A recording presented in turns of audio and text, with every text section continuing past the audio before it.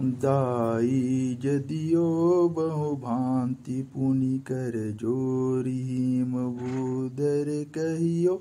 का देऊ पूरन काम शंकर चरण पंकज गहि रहियो शिव कृपा सागर ससुर कर संतोषि सब भांति ही कियो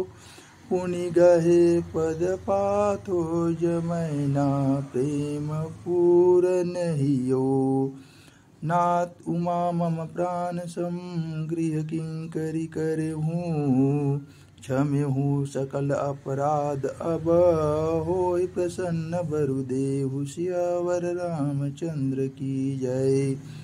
बहुविधि शंभु सासु सबुझाई गौनि भवन चरण सिरुनाई जननी उमा बोली तब लिन्ही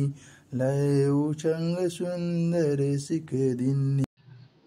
करेहूँ सदा शंकर पद पूजा नारी धर्मपति देव न दूजा वचन कहत भरे मुलोचन बारी बहुरि लाई उरलिन्हि कुमारी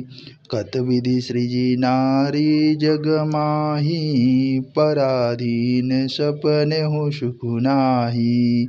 भय अति प्रेम विकल महतारी धीर जो किन्न कुशमय विचारी पुनि पुनि मिलत ही परति गहि चरना परम प्रेम कछु जाई न बरना सब नारी न मिली भेटी भवानी